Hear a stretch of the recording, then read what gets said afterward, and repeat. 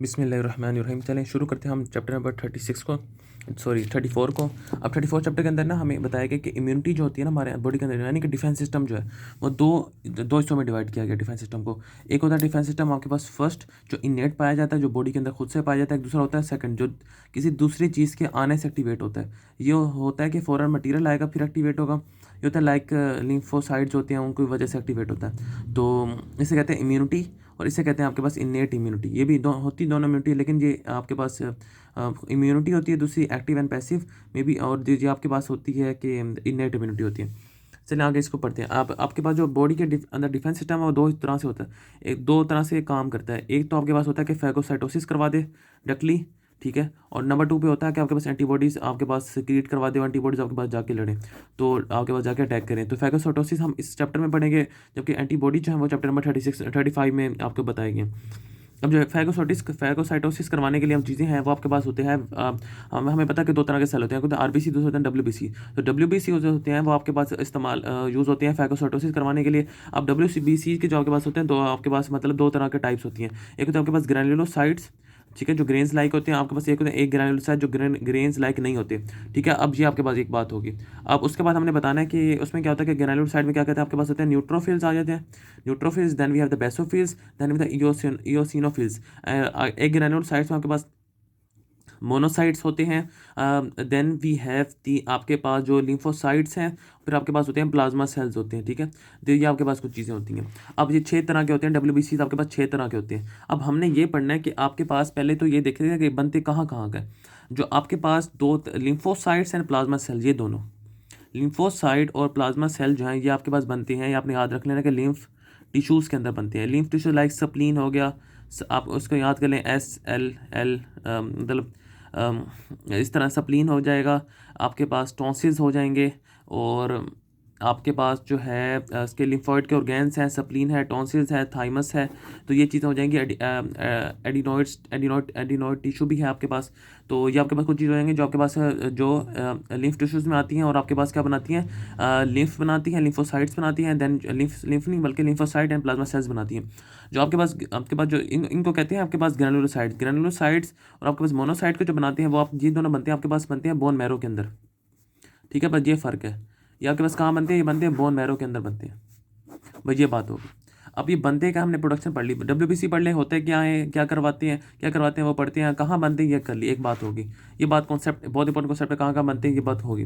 अब उसके बाद फंक्शन पढ़ना है। फंक्शन में हमने एक और क्लासिफिकेशन दी गई है कि आपके पास जो होते हैं न्यूट्रोफिल्स होते हैं प्लस जो मोनोसाइट होते हैं वो आपके पास क्या करवाते हैं, ये आपके पास करवाते हैं फैगोसाइटोसिस करवाते हैं।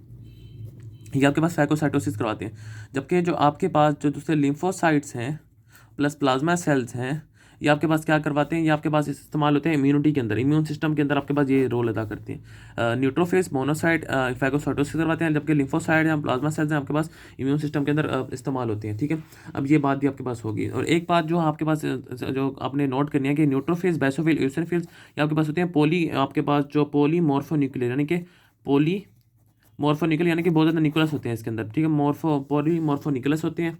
मॉर्फो का मतलब तो वैसे शेप होती है, ठीक है, चेंज होता है जो भी होता है, लेकिन इसका मतलब होता है कि आपके पास पॉली बहुत ज़्यादा इसके निकुलस होते हैं। तो उसके अलावा हम बात करते हैं कि न्यूट्रोफिल्स बेसोफिल, जो आपके पास इनकी परसेंटेज कितनी होती है, ठीक है। वैसे तो आपके पास डब्ल्यूबीसी आपके पास तकरीबन बॉडी के अंदर जो पाए जाते हैं वो 7,000 to 8,000 होते हैं, ठीक है।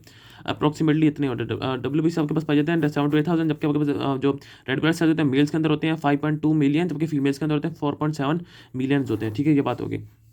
अब इसको याद करने का निमोनिक इस तरह बनाया हुआ है कि इस तरह NLE होता है ना, तो आप लाइक NLE, ठीक है, और मोबाइल MBs नहीं होती, जिस तरह नेट में MBs आती हैं, तो उस तरह याद कर लें NLE और MB मोबाइल।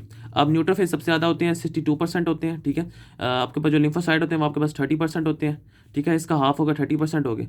अब इसमें कितना होगा 5.4, ठीक है, 5.4%, और इसमें आपके पास हो जाएंगे 2.3%, एंड इसमें लाइक आपके पास 0.4% है, ठीक है। अब इसमें 5.3 हो जाएगा। अब किस तरह याद किया हुआ है NLE, यानी कि डिसेंडिंग ऑर्डर में हमने परसेंटेज याद कर ली इस तरह। MBs आती हैं, ठीक है। तो 62% इसका हाफ कर दिया 30%, देन वी हैव द 5.3 इसमें से निकाल दो तो 2.3%, and then we have the 0.4% जो बेसोफिल की सबसे कम अमाउंट होती है, ठीक है, ये आपके पास होगी। और तकरीबन जो आपके पास प्लेटलेट्स, अगर प्लेटलेट्स की बात करें, इन सब के अलावा आपके पास एक प्लेटलेट्स भी होते हैं, ठीक है। ये आपके पास जो आपके पास WBCs हैं, इसकी आपके पास 6 टाइप्स हैं। उसके अलावा आपके पास क्या होते हैं, प्लेटलेट्स होते हैं, जो आपके पास किस में रोल अदा करते हैं, ये रोल अदा करते हैं ब्लड क्लोटिंग के अंदर रोल अदा करते हैं, ये रोल अदा करते हैं ब्लड क्लोटिंग के अंदर, ये बात होगी, ठीक है जी। अब उसके अलावा जो है आपके पास क्या है कि ये चीज़ परसेंटेज होगी, आपके पास प्लेटलेट्स हैं, उनके अमाउंट होते हैं तकरीबन 3 लाख होती है बॉडी के अंदर, कितनी होती है, 3 लाख अमाउंट होती है आपके पास प्लेटलेट्स की, तो ये चीज़ होगी। अब उसके अलावा हमने बात करनी है कि जेनेसिस क्या होती है, इनकी मतलब कि बनते कैसे, अब ये हम पढ़ लेते हैं जेनेसिस क्या होती है। अब जेनेसिस में होता है कि जिस तरह हमने पीछे RBCs की जेनेसिस पढ़ी थी कि RBCs कितनी अमाउंट में होते हैं, तो इस तरह इसकी जेनेसिस भी है आपके पास, ठीक है। अब इसकी जेनेसिस पढ़ लेते हैं। एक आपके पास इस तरह के 2 तरह के आपके पास जेनेसिस होती हैं। एक जेनेसिस होती है कि आपके पास होती है कि माइलोब्लास्टिक, यानी कि जिसमें मोनोसाइट्स बन रहे हैं, दूसरे आपके पास होती है जिसमें लिम्फोसाइट्स बन रहे हैं, ठीक है। तो ये 2 तरह के आपके पास चेन चल रही होती है जो आपके पास बनाती है ये चीज़ें। अब उसके अलावा इसमें यही लिखा हुआ है कि इस पहले में इस पैराग्राफ में इसमें लिखा हुआ था कि आपके पास कितनी तरह की होती है, और इसमें आपके पास लिखा हुआ है कि कौन कौन कहाँ से बनता है, जो मैंने पहले बता दिया कि बोन मैरो से कौन बनता है, आपके पास लिम्फ टिश्यू से कौन बनता है। और इसके अलावा एक और चीज़ होती है कि आपके पास जो गट सेल की जो एपिथेलियम होती है, उसके नीचे आपके पास होते हैं सेल्स पेयर्स पैचेस, ठीक है। तो यहाँ से भी आपके पास लिम्फ टिश्यूज़ वाले सेल्स बनते हैं, यानी कि लिम्फोसाइट्स, और आपके पास जो दूसरे हैं प्लाज्मा सेल्स, आपके पास लिम्फ टिश्यूज़, इन सब लिम्फ टिश्यूज़ के अलावा आपके पास पेयर्स पैचेस से भी बनते हैं। इस पैराग्राफ में ये बात लिखी हुई है। फिर उसके बाद नीचे वाले पैराग्राफ में लिखी हुई है कि WBC जो है बोन मैरो से बनते हैं, और बोन मैरो के अंदर इसके अलावा कि वो सर्कुलेट कर रहे होते हैं, बोन मैरो के अंदर भी थोड़ी सी अमाउंट होती है, यानी कि 3 टाइम्स मोर अमाउंट होती है जितनी सर्कुलेट कर रहे हैं, उससे 3 टाइम्स ज़्यादा आपके पास बोन मैरो के अंदर पाए जाते स्टोर होते हैं। उसके अलावा आपके पास 6 डे की सप्ली भी आपके पास प्रोवाइड कर देते हैं। देन भी आपके पास लिम्फोसाइट टिश्यूज होती हैं, ठीक है, ये आपके पास लिम्फोसाइट टिश्यूज में होते हैं, स्टोर होते हैं। उसके प्लेटलेट्स हैं जो आपके पास मेगा कैरियोसाइट से बनते हैं, वो आपके पास ब्लड क्लोटिंग में रोल अदा करते हैं, बस ये बात लिखी हुई है, ठीक है। उसके अलावा लाइफ स्पैन की बात कर लेते हैं, ठीक है।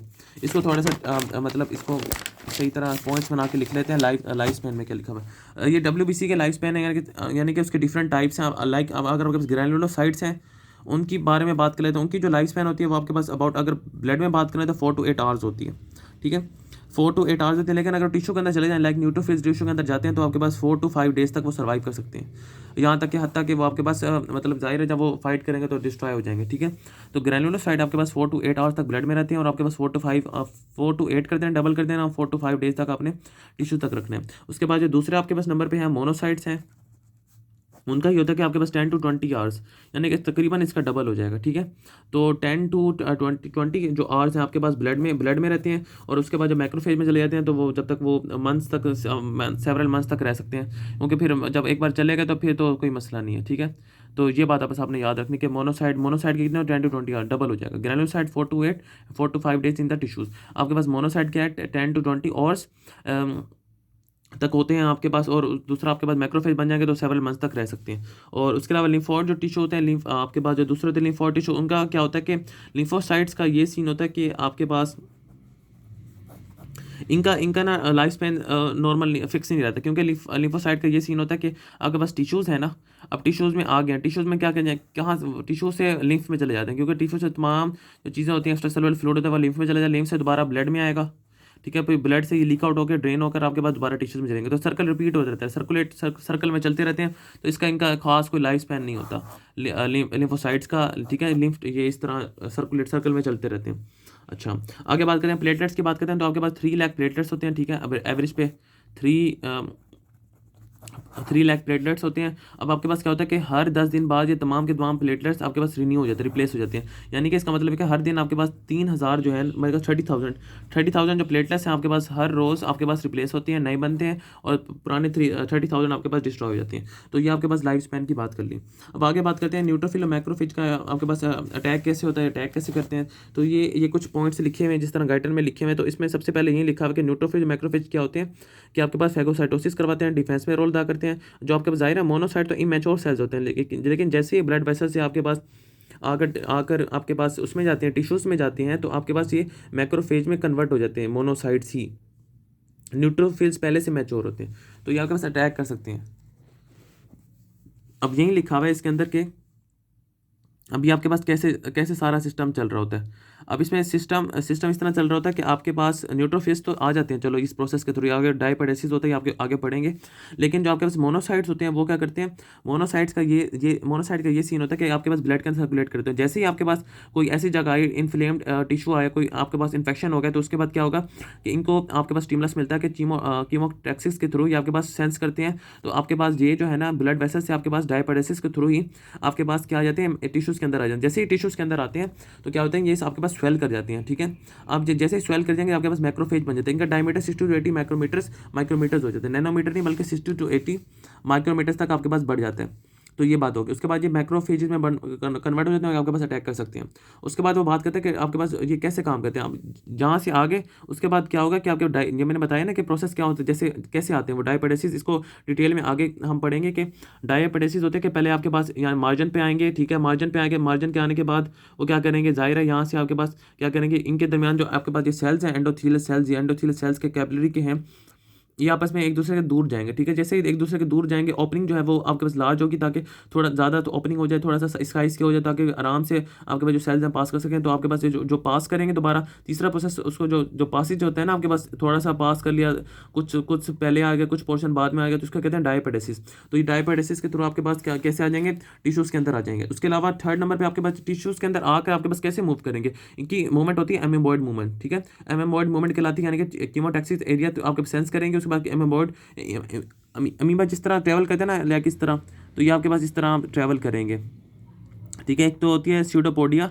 दूसरा आपके अमीबॉइड मूवमेंट में भी सेम हो, तो ये आपके पास उस तरह आपके पास ये मूवमेंट करते हैं, ठीक है।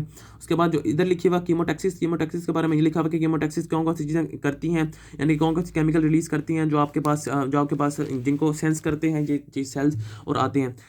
तो एक तो बात जो बाद में क्या क्या होती हैं ये पढ़ लेते हैं। पहले तो यार आपके पास जाहिर है कि वायरल इन्फेक्शंस हैं, वायरल टॉक्सिन्स हैं, इन्फेक्शंस हैं जो आपके पास केमिकल रिलीज़ किया, इन्फ्लेम्ड आपके पास कोई भी सब फॉरन मटीरियल है उसने रिलीज़ किया, केमिकल टॉक्सिन्स रिलीज़ किए। दूसरा आपके पास जो डीजनरेटिव पार्ट हो गया, जाहिर है उसने अटैक किया, जो आपके पास फॉरन मटीरियल था उसने अटैक किया, तो उसके कुछ डीजनरेशन हो गई। तो डीजनरेशन से आपके पास जो प्रोडक्ट्स बनेंगे वो आपके पास जो छोड़ते हैं अपना स्टिमुलस छोड़ते हैं, स्टिमुलस के तौर पर एक्ट करते हैं। नंबर थर्ड आपके पास यार कोई भी लाइक प्रोडक्ट्स हैं आपके पास रिलीज़ हो रहे हैं, कम्प्लीमेंट्स कम्प्लेक्सेस से रिलीज़ हो रहे हैं, या फिर आपके पास प्लाज्मा क्लोटिंग है उससे रिलीज़ हो रहे हैं, ठीक है। तो कम्प्लीमेंट कम्प्लेक्सेस या प्लाज्मा क्लोटिंग से आपके पास जो रिलीज़ हो रहे हैं वो भी कीमोटैक्सिस के तौर पे काम करते हैं। अब कीमोटैक्सिस की रेंज क्या होती है यार, इसकी रेंज तकरीबन आपके पास 100 माइक्रोमीटर्स तक होती है, ठीक है। अब 100 माइक्रोमीटर्स तक आपके पास इसकी रेंज होती है कि इतना इतना इफेक्टिव होता है कि इतना दूर तक है आपके पास बुला सकता है। लेकिन तकरीबन आपके पास जो कैपिलरी से सेल कितना दूर होते हैं, तकरीबन 50 माइक्रोमीटर तक होते हैं। तो इसका ज़्यादा अगर ये फ्लैट वैसे जा रही है, इसके अंदर आपके पास सेल्स जा रहे हैं।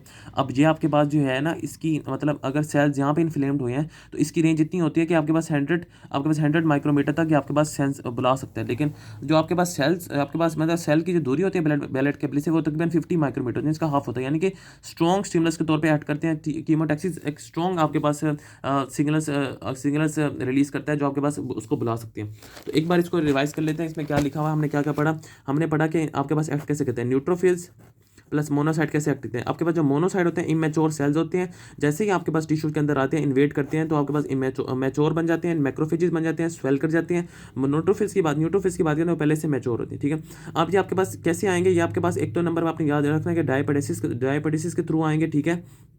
यहाँ से आएंगे कैसे, डायपेटिस क्या होती है वो हम बाद में पढ़ते हैं, ठीक है। उसके अलावा आपके पास क्योंकि कैसे मूवमेंट करेंगे, आपके पास एमिबॉइड मूवमेंट होगी। और नंबर 3 पे आपका कीमोटैक्सिस कौन करेगा, 4 चीज़ें। एक तो डीजनरेटिव पार्ट आपके पास वायरल टॉक्सिन जो रिलीज करेंगे बैक्टीरिया बाहर से वो करेंगे।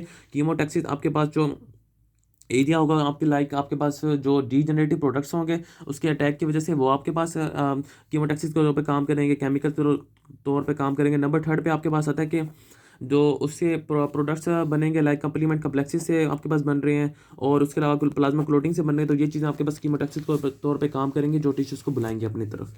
तो ये आपके पास ये यहाँ तक हो जाएगा, आगे हम सेकंड पार्ट में बात करते हैं।